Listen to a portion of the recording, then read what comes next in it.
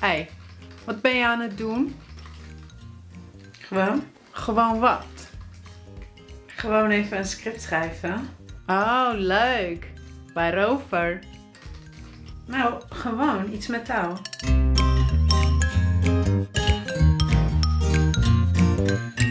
Hallo allemaal, Dutchies to be. Leuk dat jullie er vandaag weer zijn.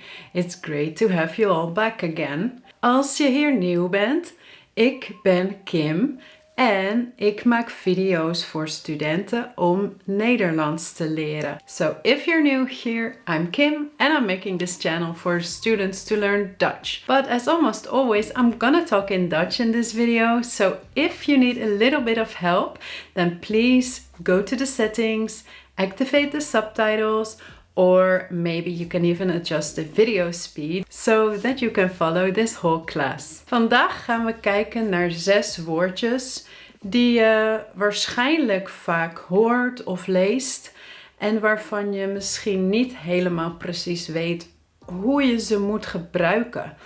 Of wat ze nou betekenen in de zinnen. En de woordjes in deze video zijn gewoon, maar, nou, lekker, leuk en even. Ik wilde eigenlijk eerst een top 10 maken, maar toen werd het zo lang, deze video, dat ik er dus 6 heb uitgekozen. En later zal ik nog een andere video maken met andere woordjes of met zinnen die wij Nederlanders vaak gebruiken, maar misschien een beetje verwarrend zijn. En bovenal wil ik jullie deze woorden leren, zodat jullie ze ook kunnen gaan gebruiken en je dus nog meer Nederlands klinkt. In deze video laat ik per woord een aantal voorbeelden zien. Maar voor elk woord kun je nog veel meer voorbeelden geven, zodat je het nog beter kan begrijpen. Alleen is daar weinig tijd voor. Maar ik heb wel op mijn Patreon pagina deze woordjes ook besproken met nog veel meer voorbeelden. Dus als je een Patreon bent, dan heb je ook toegang tot nog meer voorbeelden. En allemaal andere heel leuke materialen zoals verhalen, podcasts en ook gratis toegang tot lessen en online cursussen. Voordat we gaan beginnen moet ik zeggen dat ik niet zeker weet of ik de zinnen die ik als voorbeelden ga geven echt helemaal goed heb vertaald naar het Engels.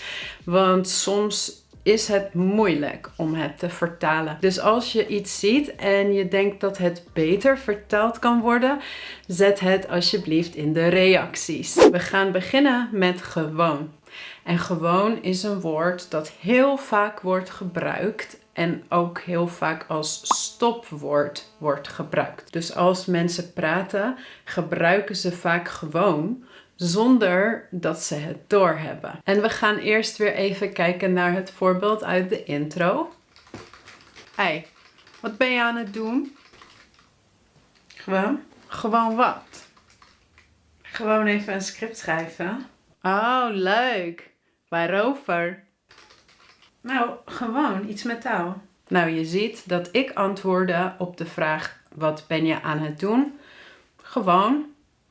En dit betekent, nou, niks bijzonders. Just, nothing special. En daarna nog een keer gewoon even een script lezen. Niks bijzonders. En ook weer gewoon iets met taal. Dus voor mij is het normaal om scripts te schrijven en dat die over taal gaan. Dus dan kan ik zeggen gewoon iets met taal. Maar als ik iets zou doen wat voor mij niet normaal is, bijvoorbeeld diepzee duiken, ja, dan zeg ik niet, oh gewoon diepzee duiken. Nee, dus je zegt het alleen als iets voor jou normaal is en niet bijzonder is. Je kan ook gewoon gebruiken als je niet echt een uitleg wilt geven of je weet iets niet. Bijvoorbeeld, waarom zijn de bananen krom? Nou, geen idee. Het is gewoon zo. Dus je weet het niet of je kunt het niet uitleggen. Of waarom doe je dat zo? Gewoon, daar heb ik zin in. Dus je wilt niet uitleggen waarom je iets doet of op een specifieke manier doet. Dus je zegt gewoon, hè? Dus geen uitleg. Je kunt gewoon ook gebruiken als alledaags, ordinary. Ik ben maar een gewone vrouw. I'm just an ordinary woman. Ik ben niet speciaal. Ik ben maar een gewone vrouw. En als laatste als voorbeeld hier en op Patreon staan er dus nog meer. We hebben een uitdrukking. Nou, ik zeg altijd maar zo. Doe maar lekker gewoon. Dan doe je al gek genoeg. Just act normal. Then you're already acting crazy enough. Dus gewoon betekent hier normaal. Normaal doen. En dit is typisch Nederlands. Doe maar gewoon normaal. En in deze zin zie je ook doe maar lekker gewoon. We gaan straks ook kijken naar maar en lekker. Maar eerst gaan we naar het woordje nou. Ten eerste kun je nou gebruiken als een variant op nu. We gaan nou. We gaan nu. Dus dat is voor een tijd. Maar heel vaak gebruiken wij now waar je in het Engels well zou gebruiken. En vaak is dat als je iets nog niet zeker weet. Als je twijfelt.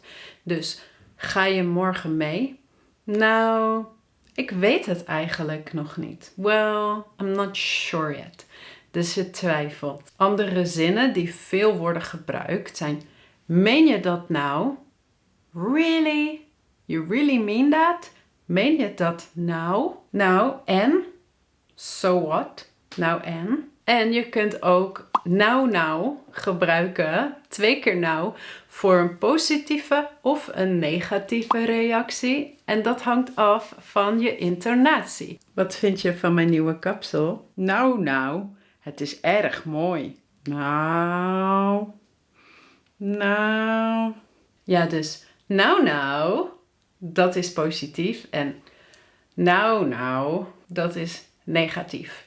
Dus zoals je ziet wordt nou heel veel gebruikt. En in heel veel situaties. En op Patreon kun je er nog meer zien. Dan gaan we naar lekker en leuk. En deze woordjes worden ook veel gebruikt. En worden vaak door elkaar gehaald door studenten.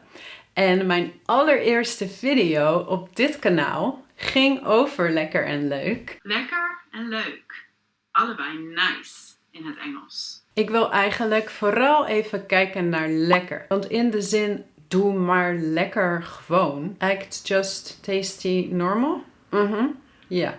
Want normaal betekent lekker. Iets smaakt lekker als je het drinkt, als je het eet. Of het weer kan lekker zijn omdat je dat voelt met jouw zintuigen. Maar normaal doen, gewoon doen, wat voor zintuig is dat dan? Ik weet het niet helemaal zeker. Maar wat ik nog niet in de andere video had genoemd, is dat je ook kan zeggen: ik ga lekker fietsen, ik ga lekker lopen. Dit zijn activiteiten en die kun je ook soort van voelen. Of ik ga lekker gek doen. Dat voelt ook fijn. Lekker gek doen. En wat zeg je tegen iemand die gek doet en je wil dat die normaal doet? Lekker gek doen? Nee, doe maar lekker normaal. Ik weet niet of dit klopt, maar dit was logica in mijn hoofd. In elk geval zijn er dus soms ook gebruiken van lekker in zinnen die misschien voor jou raar zijn. Dat snap ik. Maar soms moeten we dingen ook gewoon accepteren. Gewoon accepteren. Dan als laatste hier over lekker en leuk. Je kunt allebei de woorden gebruiken om te flirten. Hey, ik vind je leuk. Echt? Ik vind jou ook leuk. Lekker ding. Nou, en kijk deze video als je dus nog meer voorbeelden wilt zien. Dan het woordje maar. Als je denkt aan maar, denk je waarschijnlijk eerst aan but. Het voegwoord maar. Ik heb honger, maar ik heb niks te eten in huis. I'm hungry, but I don't have anything to eat. Maar we we gebruiken het woordje maar heel vaak in andere zinnen. En dan betekent het geen but. Want het is niet, doe maar lekker gewoon, act but tasty normal. Maar hier betekent maar just. Just act normal. Dus heel vaak als je maar ziet, dan kun je het vertalen met just. Maar kan ook betekenen slechts. So only. Ik heb maar 2 euro. I only have 2 euros. Of zoals we in mijn video hebben gezien over de imperatief. Ga maar even zitten. Have a seat. Hier gebruik je maar om het vriendelijker te maken. Dus in imperatief vormen, waarin zonder maar de zin heel onvriendelijk is, ga zitten, is minder vriendelijk dan ga maar zitten. Of ga maar even zitten. En een andere imperatief is bijvoorbeeld kom maar. Dus niet kom, maar een uitnodiging. Kom maar. Kom maar. Kom maar. Ja. De laatste is even. Even hebben we ook al een aantal keer gezien. Zoals net, ga maar even zitten. Hier is het ook om het wat vriendelijker te maken en uitnodigender te maken. Dus de combinatie met maar en even is om het vriendelijker te maken. Verder heeft even heel veel betekenissen. Maar ik zal er alleen nog 1 laten zien die heel vaak wordt gebruikt. En dat zijn zinnen zoals in bijvoorbeeld de eerste zin. Ik ben even een script aan het schrijven. Dus het is een korte tijd. Ik ben even een script aan het schrijven. En je kunt bijvoorbeeld ook zeggen, even lekker niksen. Even lekker niksen. Ook weer lekker. Niks doen voelt fijn, voelt lekker. Even lekker niksen. Dus ook voor een korte tijd. Of wat we vaak zeggen is even denken. Even kijken. Even kijken. Waar was het nou? En als je met mensen bent en je moet even iets doen. Dan zeggen wij dus ook vaak even.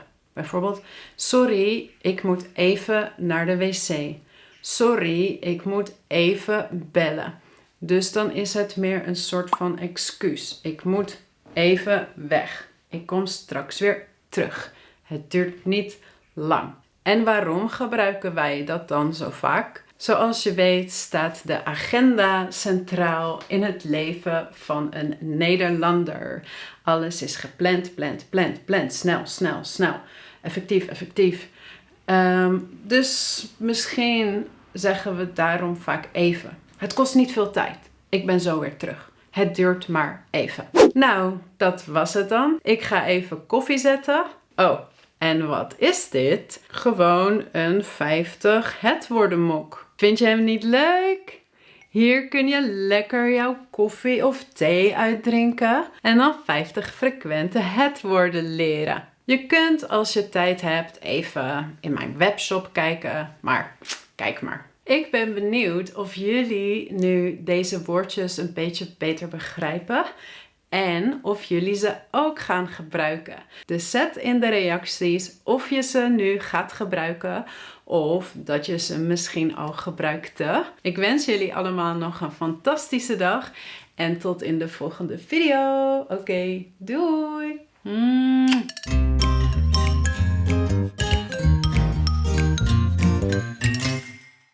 Sorry, ik moet even naar de wc.